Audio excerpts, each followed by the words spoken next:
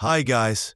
The fog rolls gently over the lagoon, carrying the faint scent of salt and distant spices, as the first rays of dawn touch the water like whispers from a forgotten age.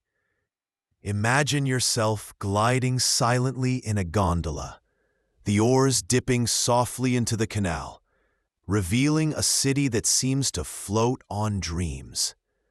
This is Venice before the crowds, before the flash of cameras and the hum of modern life, a serene empire built on water, where history unfolded in quiet rhythms.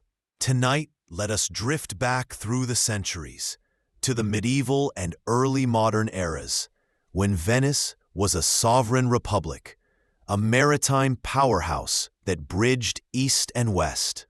We'll explore its humble origins in the misty lagoons, the daily lives of its people amid the winding canals, the bustling trade that filled its coffers with gold and silks, the graceful architecture that rose from the waves, the intricate governance that kept its society balanced like a delicate scale, the mighty navy that guarded its horizons, the vibrant culture of arts and festivals that painted its streets with color, the deep beliefs and subtle superstitions that wove through its soul, and finally, the slow fade of its glory as new worlds emerged. Settle in, dear listener, as the night deepens around us, and let these tales carry you like the gentle tide. Venice began as a refuge, not a conquest. In the 5th and 6th centuries, as barbarian invasions swept across the Italian mainland, Huns, Lombards, and others, fleeing Romans, sought safety in the marshy islands of the Adriatic lagoon. These were humble folk, fishermen, salt harvesters, and traders, building wooden huts on pilings driven into the mud. The lagoon's natural barriers, shallow waters and shifting sands, protected them from land-based armies, allowing as the night deepens around us, and let these tales carry you like the gentle tide. Venice began as a refuge, not a conquest. In the 5th and 6th centuries, as barbarian invasions swept across the Italian mainland, Huns, Lombards, and others, fleeing Romans, sought safety in the marshy islands of the Adriatic lagoon. These were humble folk, fishermen, salt harvesters, and traders, building wooden huts on pilings driven into the mud. The lagoon's natural barriers, shallow waters and shifting sands, protected them from land-based armies, allowing a fragile community to take root. By the 7th century, they elected their first doge or duke, Pauluccio Anafesto, marking the birth of what would become the Republic of Venice. This was no ordinary state. It was a collection of islands united by necessity, with no king or emperor to rule them absolutely. Instead, power rested in councils and assemblies, a system inherited partly from Byzantine influences, as Venice initially paid nominal allegiance to the Eastern Roman Empire. As the centuries passed, Venice asserted its independence. In the 9th century, under Doge Pietro II Orseolo, it began to expand its naval reach, securing the Adriatic Sea and earning the title Queen of the Adriatic. The theft, or rather, the pious acquisition of St. Mark's relics from Alexandria in 828 became a symbol of divine favor. The winged lion of the evangelist would adorn Venetian banners for a millennium. Trade blossomed early, with Venetian merchants venturing to Constantinople, bringing back silks, spices, and ivory that enriched the city. By the 10th century, Venice had forged treaties with the Byzantines, granting trading privileges that fueled its growth. Life here was tied to the sea. Families lived in modest homes along the canals, waking to the calls of boatmen and the tolling of church bells. The Grand Canal, even then, was the city's main artery, lined with warehouses and markets where goods from afar mingled with local catches of fish and eels. As we linger on these beginnings, picture the resilience of those early settlers, turning a swampy exile into a thriving haven. Their story is one of quiet adaptation, where the water that isolated them also set them free. The Republic's motto, Pax tibi Marque, Evangelista meus, peace be unto you, Mark, my evangelist, echoed a sense of chosen destiny.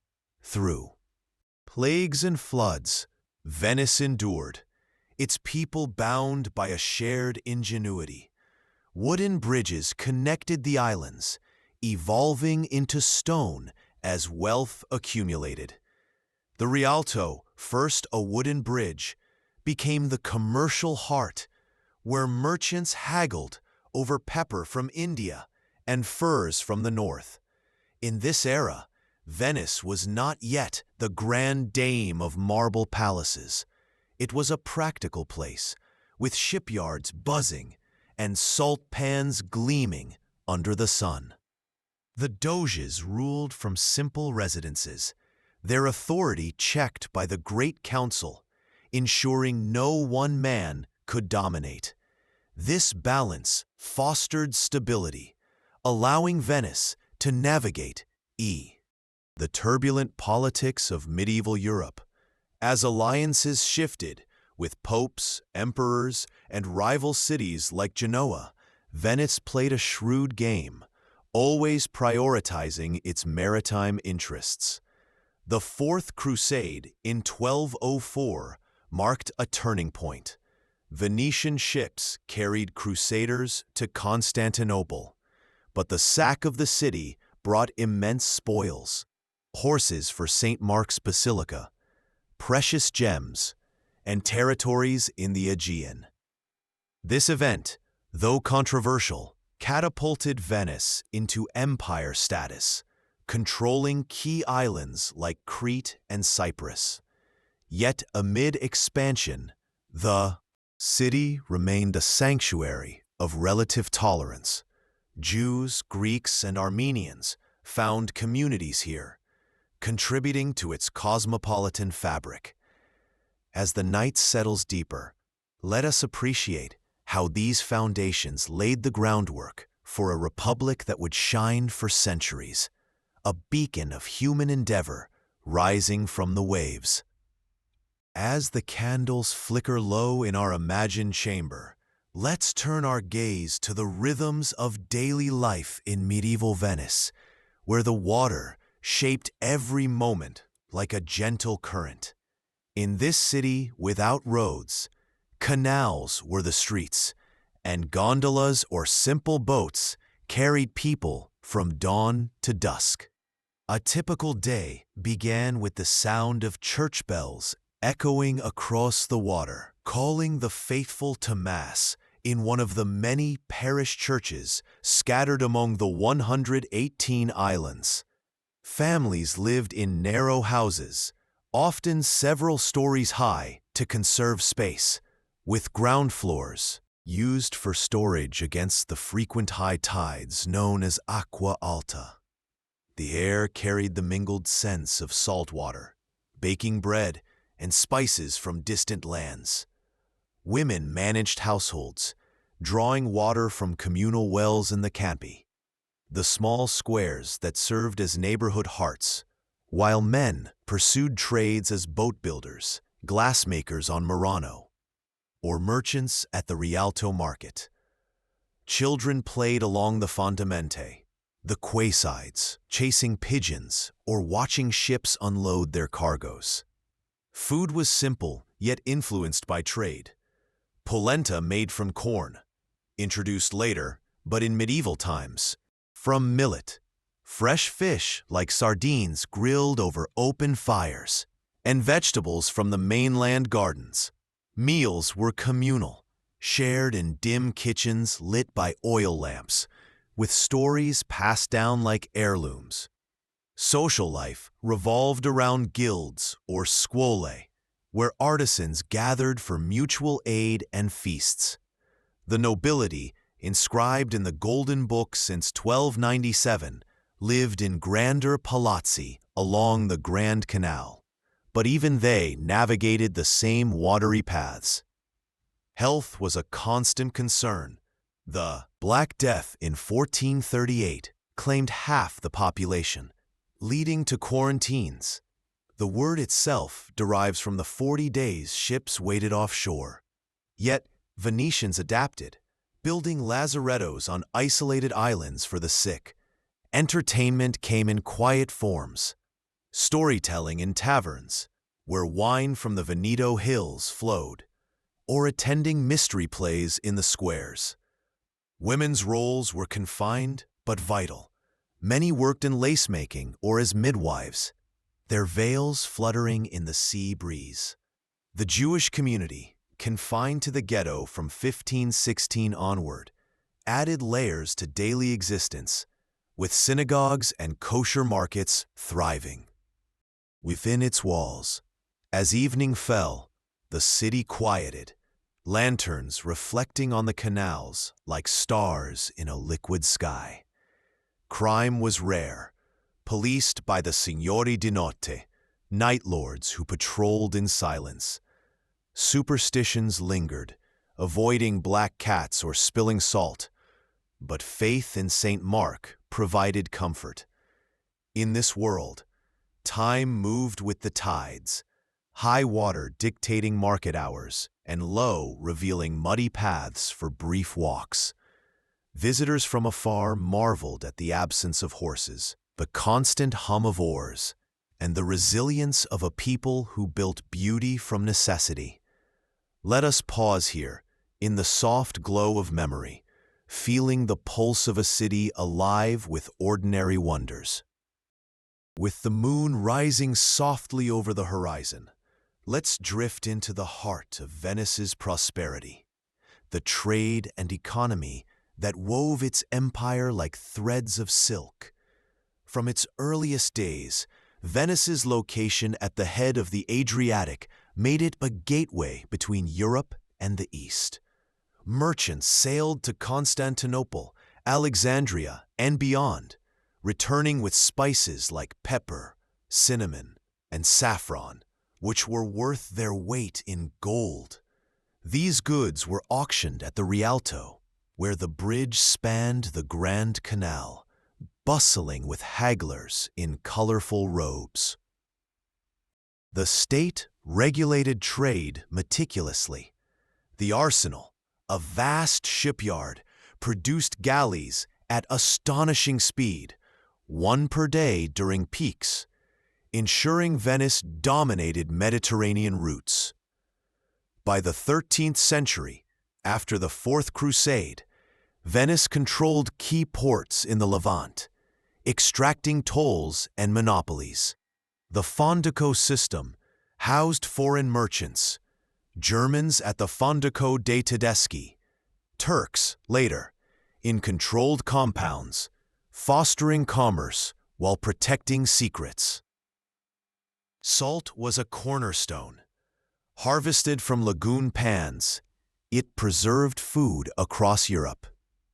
Funding naval expansions, glass from Murano, dyed fabrics from the mainland, and arsenal-built ships were exported, creating a cycle of wealth.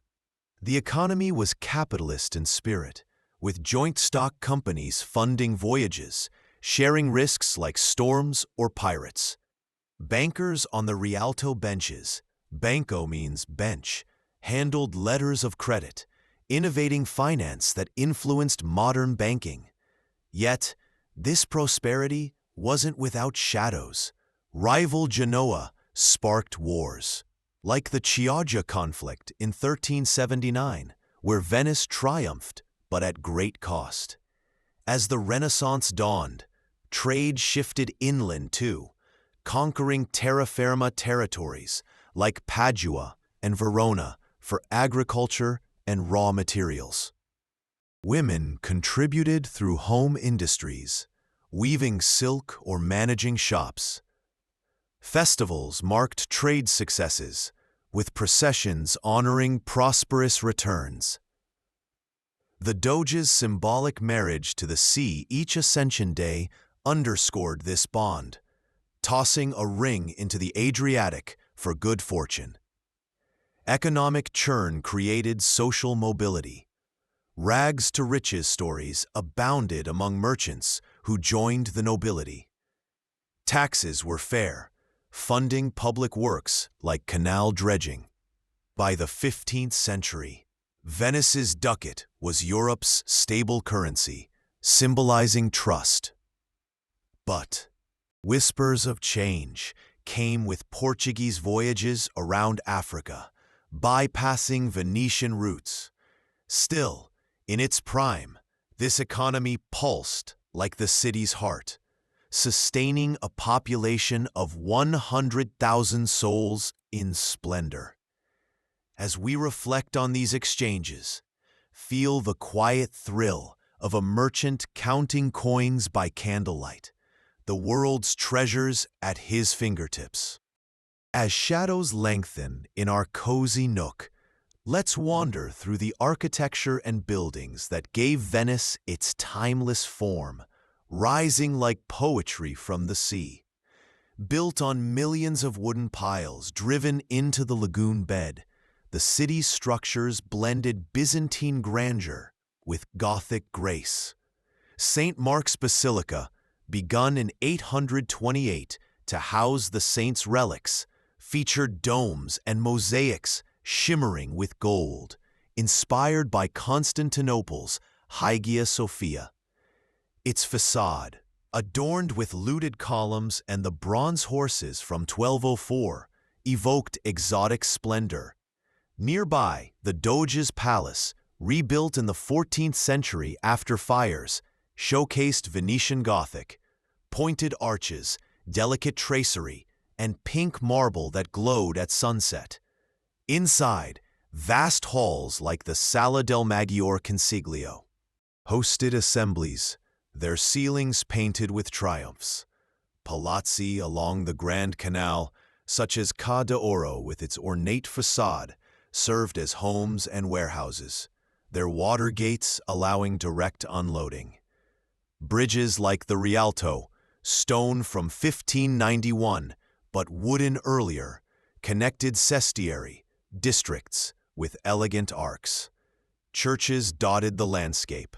Santa Maria della Salute, though Baroque later, echoed earlier plague memorials like La Redentor. Homes were practical, with Istrian stone, resisting salt, and fondamente for mooring. The arsenal, walled and vast, resembled a city within. Its gates, guarded by lions. Murano's glass furnaces and Burano's colorful houses added peripheral charm. Architecture reflected society. Noble facades hid humble interiors, symbolizing restrained opulence. Earthquakes and floods tested ingenuity.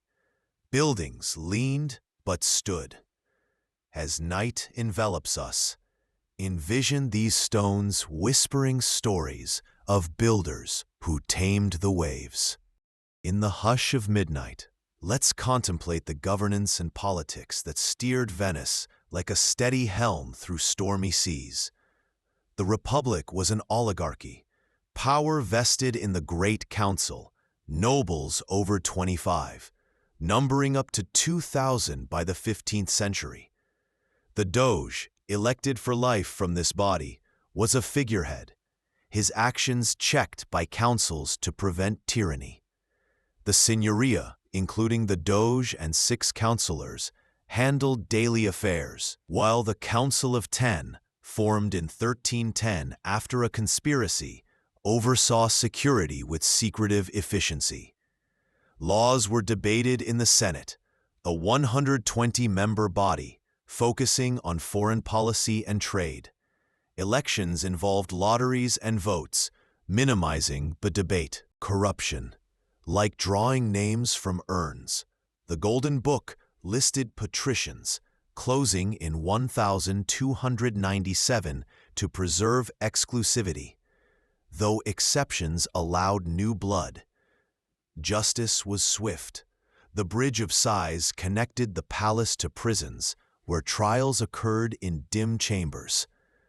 Politics balanced factions, papal versus imperial leanings, but Venice prioritized independence. Excommunicated multiple times, yet unbowed. Wars with Genoa and the Ottomans tested this system, but resilience prevailed. Women held indirect influence through marriages, though excluded from councils. As dawn approaches in our tale, admire this machinery of state, a quiet marvel of checks and balances. As the embers glow faintly, let's sail into the realm of the Venetian navy and its military history. Guardians of the Serene Republic. From humble fishing fleets, Venice built the arsenal in 1104, a state-run shipyard, employing thousands, pioneering assembly line production. Galleys, long and oar-powered, formed the backbone, armed with crossbows and later cannons. The Battle of Chioggia in 1380 against Genoa showcased naval prowess, blockading enemies in their harbor. Expansion followed the Fourth Crusade, acquiring Crete and Negroponte as bases. Against the Ottomans, Lepanto in 1571 saw Venetian ships contribute to a Holy League victory, though losses mounted in subsequent wars. Condottieri led land armies on terra firma, conquering Milanese territories. Military service was civic duty. Nobles commanded, rowers, often free men. Fortifications like those on Cyprus held against sieges. Decline came with gunpowder shifts, favoring larger ships Venice struggled to build. Yet, in its heyday, the fleet ensured peace through strength. Rest now, with visions of sails on the horizon. Rising from forges, with the lagoon and distant sails in the background, with the quiet of pre-dawn upon us, let's immerse in the culture, arts, and festivals that colored Venetian life like soft brushstrokes. The Renaissance flowered here differently, vibrant, sensual, with artists like Bellini and Titian capturing light on canvas. Music filled churches. Monteverdi's operas emerged in the 17th century. Festivals marked the calendar, Carnevale, with masks hiding identities for weeks of revelry, rooted in medieval escapes. Ascension Day's Bucentoro procession saw the Doge wed the sea. Arts patronized by scuole grandi, like San Rocco with Tintoretto's cycles.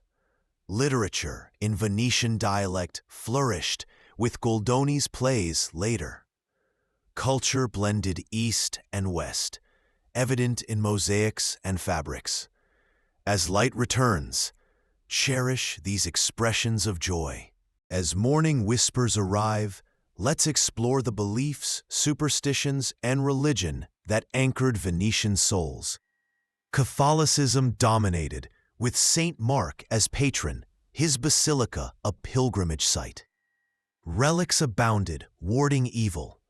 Superstitions included the malocchio, evil eye, countered by horns or gestures. Plagues invoked processions to the Madonna. Judaism thrived in the ghetto, with synagogues blending styles. Mysticism lingered. Alchemy and astrology influenced nobles. Faith intertwined with state. Doges leading rituals. In this tapestry, find solace in timeless convictions. Finally, as our journey nears its end, let's reflect on the decline of this forgotten empire. Closing the book softly for the night. By the 16th century, new trade routes, Portuguese around Africa, then Atlantic discoveries, bypassed Venice. Ottoman advances seized territories. Lepanto was Pyrrhic. Internal ossification, closed nobility, corruption, weakened resolve.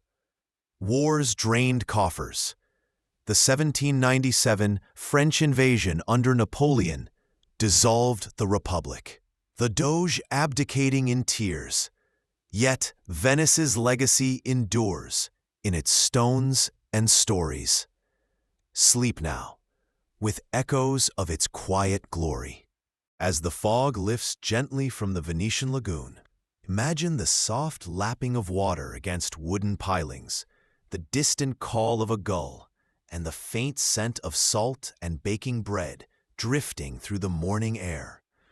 Welcome, dear listener, to a quiet journey into the daily life of medieval Venice, a city woven from water and resilience, where every moment pulsed with the rhythm of the tides.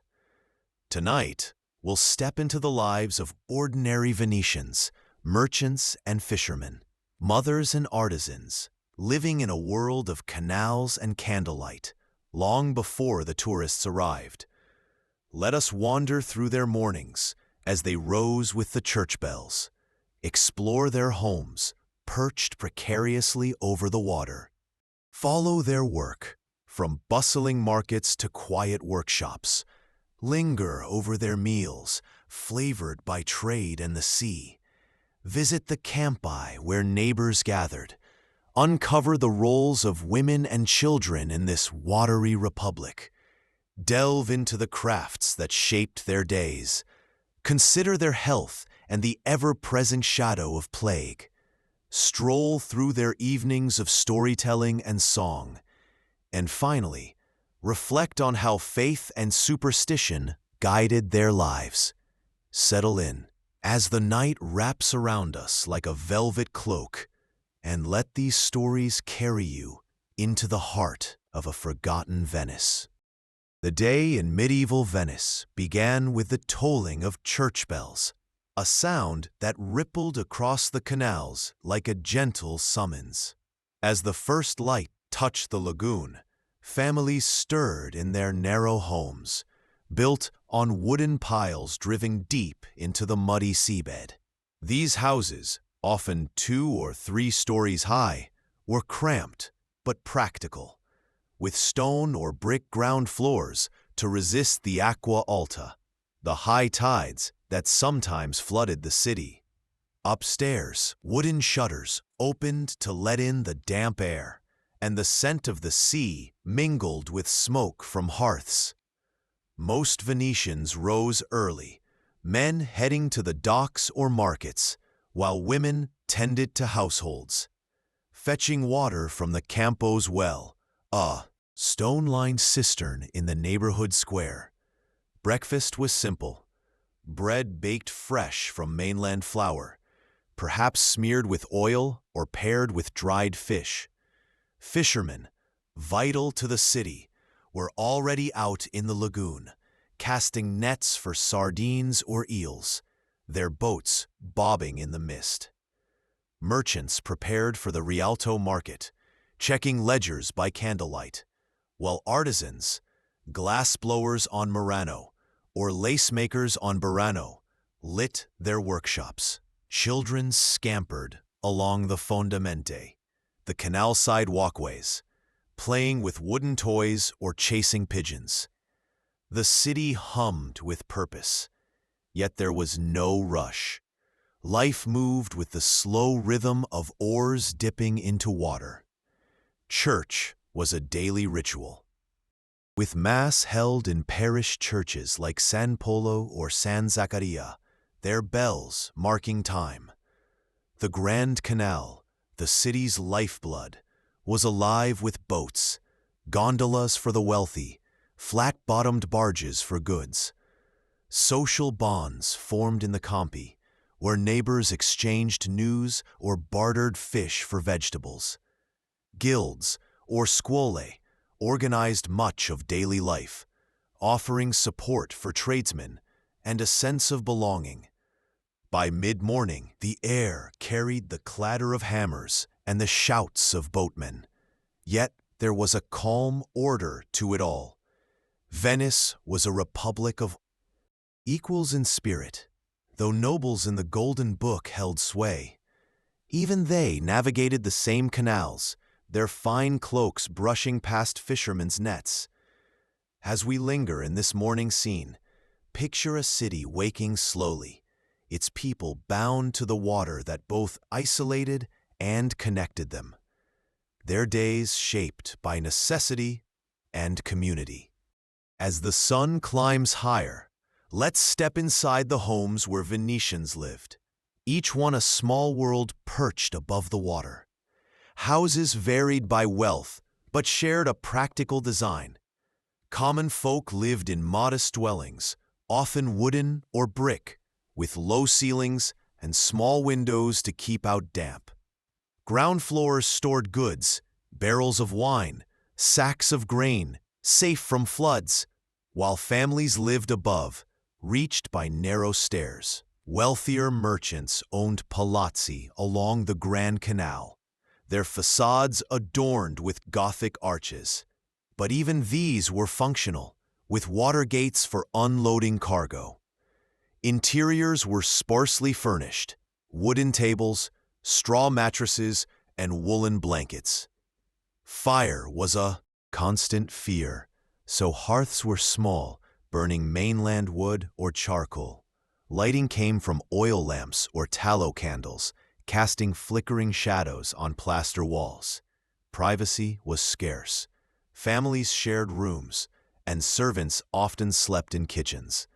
Water was drawn from wells, purified by sand filters, as the lagoon was too salty to drink.